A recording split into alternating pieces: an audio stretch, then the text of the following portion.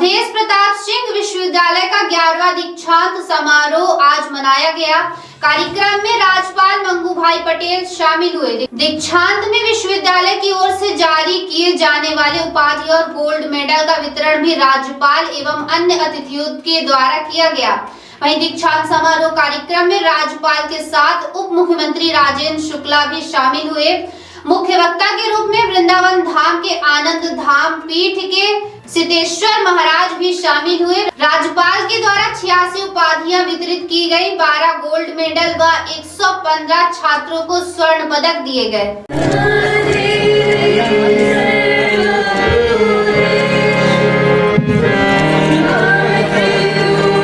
Sir हाथ आ रहा है आपका सर।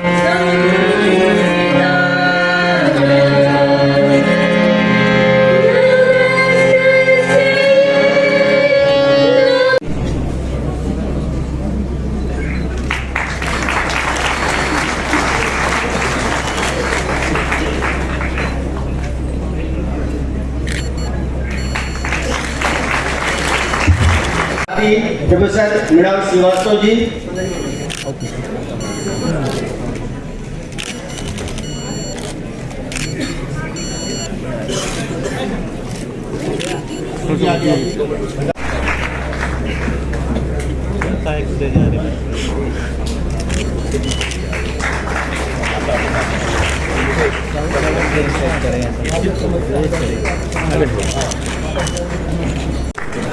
प्रदीप कुमार प्रजापति जय राजनीति,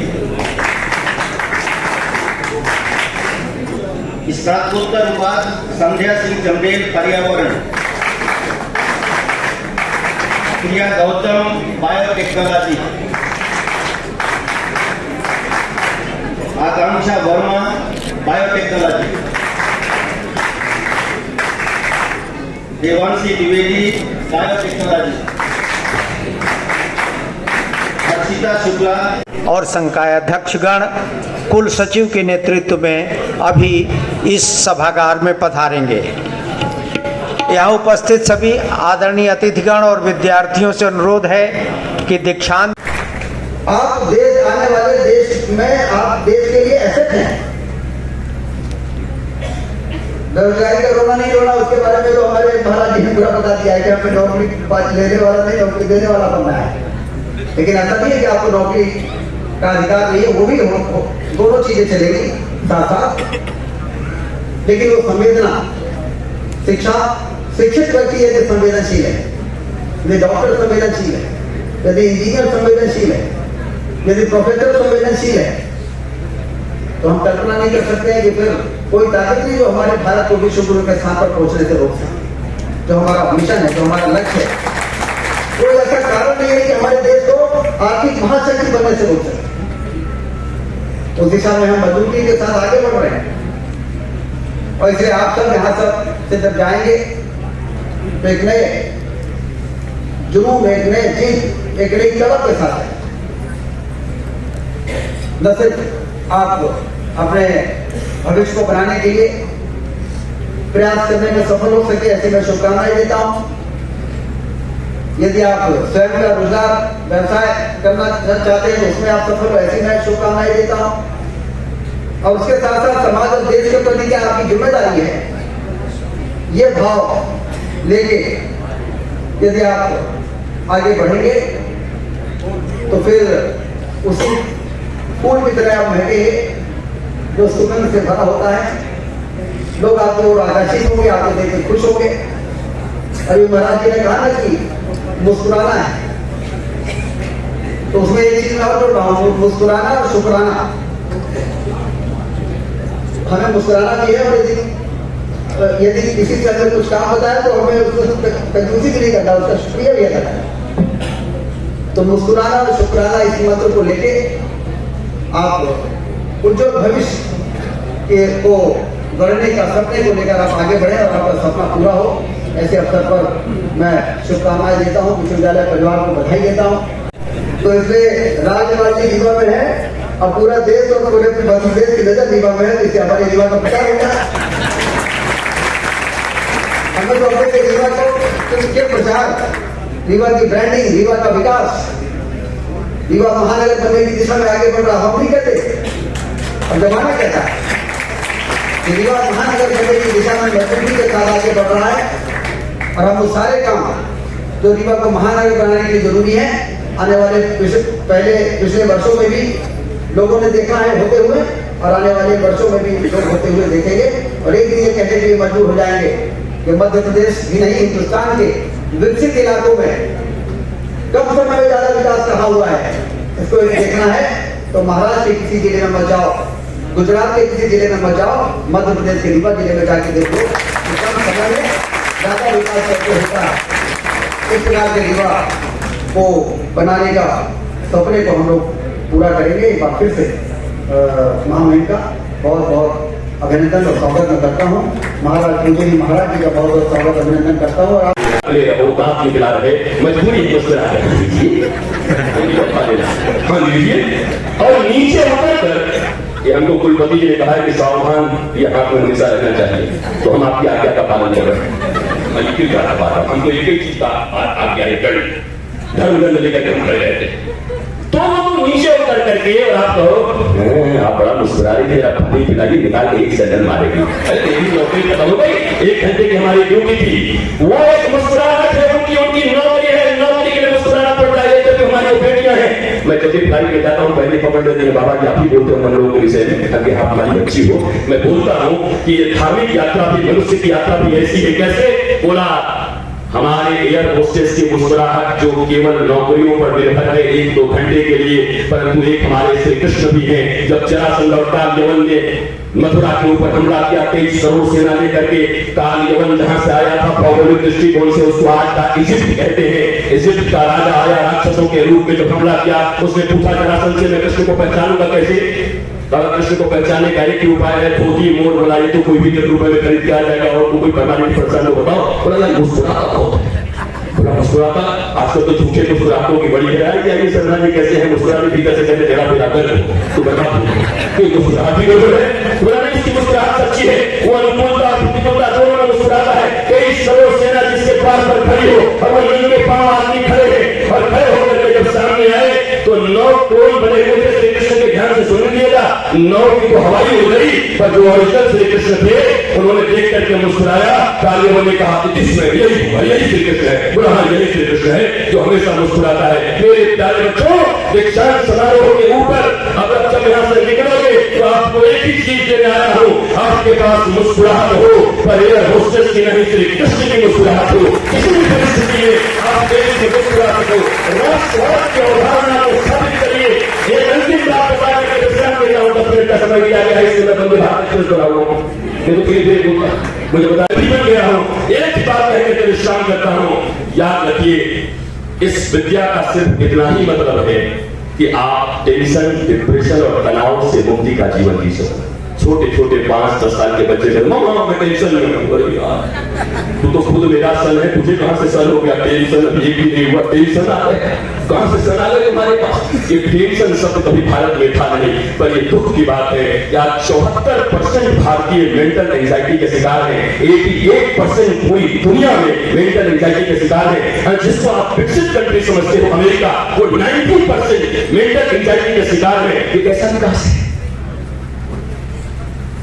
स्वीडन, अमेरिका और जापान इकोनॉमी के मामले में सबसे आगे।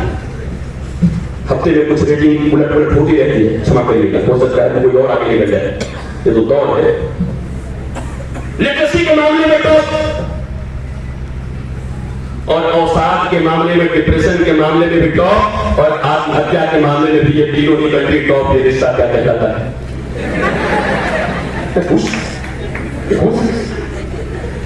इतनी लिटरेसी।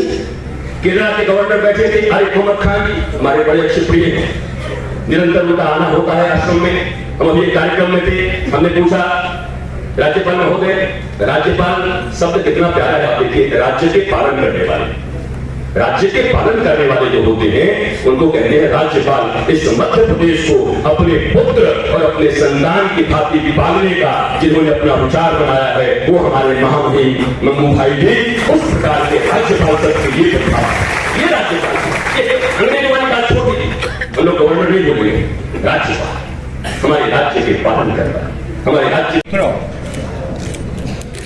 गुरु जी द्वारा बहुत प्रभावी वाणी अपने को सुनने का मिला। मैं समझता हूँ बच्चे की वो प्रतिज्ञा और आज का गुरु जी का प्रभावी वाणी सुनने के बाद कोई एक दिन के लिए नहीं है, 365 दिन के लिए है। जाकर घर जाकर भी याद करना कि गुरुजी ने क्या क्या कहा है। मानव अवतार खुद सम्मानित है, क्योंकि सृष्टि ने जो पैदा किया है उसमें मानव एक ही है जिसको वाचा मिली है, शक्ति मिली है, बुद्धि मिली है, पैसा मिला है। बताओ दूसरे कोई कुदरत की उत्पत्ति को वाचा मिली हो तो? हमारा कर्तव्य क्या है वो हम अच्छी तरह समझे। यहाँ उप मुख्यमंत्री आपने तो पहले विधायक देखे होंगे, बाद में मंत्री बन गए। मैं उनको 15-20 साल से जानता हूँ। वो भी मध्य प्रदेश के फॉरेस्ट मिनिस्टर थे, मैं गुजरात का फॉरेस्ट मिनिस्टर था। तो हम दिल्ली जाते थे तो साथ में बैठते थे। दूसरी बात मैंने बताना नहीं चाहता, मगर इतने पुराने मंत्री और आपके विधायक ऐसे बोलते हैं लेकिन कि नसीबदार आंखों के दोनों हाथ में लड्डू है।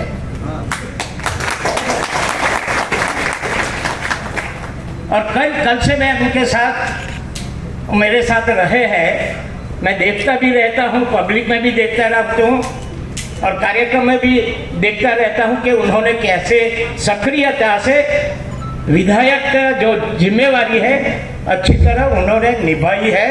आपको अच्छा एक विधायक भी मिला है और आज तो उप मुख्यमंत्री बन गए हैं। ऐसे लोगों को भगवान की कृपा रहे कि बहुत अच्छी तरह सारे मध्य प्रदेश के, अभी तो सिर्फ आपका विस्तार नहीं लगेगा, सारा मध्य प्रदेश लगेगा। उनको बहुत बहुत शुभकामना है कि बहुत जीवन आगे बढ़े। तानसेन की संगीत साधना और देश के लिए मर मिटने वाले शहीद लाल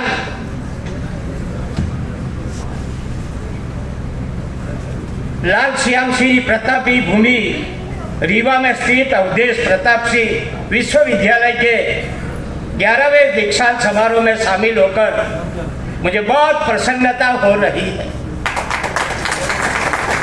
बच्ची ने बहुत अच्छी प्रार्थना किया, सुनने से बहुत अच्छा अनुभव हो रहा और प्रभावी वाणी गुरुजी की सुनी।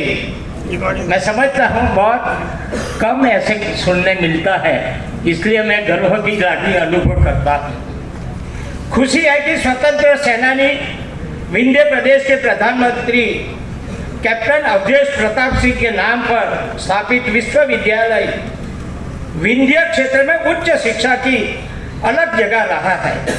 दीक्षांत विद्यार्थी जीवन यात्रा कभी न भूलने वाला पल है। इस अवसर पर सभी गुरुजनों, दीक्षित विद्यार्थियों और उनके माता पिता को भी बहुत बहुत बधाई देता हूँ। भारतीय ज्ञान परंपरा में विद्या को सर्वोच्च स्थान दिया गया है, इसलिए शिक्षा हमारे जीवन का महत्वपूर्ण ध्येय होती है। मेरा मानना है कि शिक्षा एक सतत प्रक्रिया है, ये हमें श्रेष्ठ नागरिक बनाती है और समाज के प्रति सहयोग और समरसता के भावना को मजबूत करती है। विश्वविद्यालय सीखने का वह केंद्र है जहाँ से विद्यार्थी परिवार, समाज और राष्ट्र निर्माण में महत्वपूर्ण भूमिका निभाने की कला, कौशल और ज्ञान प्राप्त करते हैं। विश्वविद्यालय को शिक्षा के उच्च मानकों का पालन करते हुए विद्यार्थियों को ऐसा वातावरण देना चाहिए जो उन्हें बौद्धिक रूप से दक्ष और विचारवान बनाए, राष्ट्रीय अंतर्राष्ट्रीय चुनौतियों और समस्या के समाधान प्रस्तुत करने के लिए प्रेरित करे। देश के चहुमुखी विकास के लिए विज्ञान, तकनीकी और मनोविज्ञान ज्ञान से समन्वय उच्च शिक्षा का आधार स्तंभ है। बनाने के साथ ही उन्हें कम से कम एक हुनर भी प्रदान करे। शिक्षा नीति के अनुरूप अंतर्राष्ट्रीय संस्थाओं से समन्वय कर युवा में रोजगार कौशल विकास के द्वारा उनकी उद्यमिता को बढ़ाने का प्रयास भी किए जाए। प्रिय विद्यार्थियों, आप सभी देख रहे हैं कि प्रधानमंत्री श्री मोदी जी के नेतृत्व में दुनिया भर में देश का मान सम्मान बढ़ा है। सभी क्षेत्रों में, चाहे वह अर्थव्यवस्था की बात हो, अंतर्राष्ट्रीय संबंधों का मामला हो, आत्मनिर्भरता के प्रयास हो, मूलभूत सुविधाओं की उपलब्धता और सेवा की गुणवत्ता की बात हो, सभी क्षेत्रों में हमारा देश तेजी से आगे बढ़ रहा है। आज देश ऐसे मोड़ पर खड़ा है जहां से विकसित भारत एक्ट 2047 के मंजिल साफ दिखाई दे रही है। आज की आवश्यकता है कि राष्ट्र निर्माण के प्रयासों में सहभागी बनने के लिए देश का युवा आगे आए। अभी विकसित भारत की यात्रा चल रही है। कल भी हम गए, राजेंद्र जी ने भी बताया। बीच में एक प्राइम मिनिस्टर ने युवा का यूनिवर्सिटी का कार्यक्रम किया।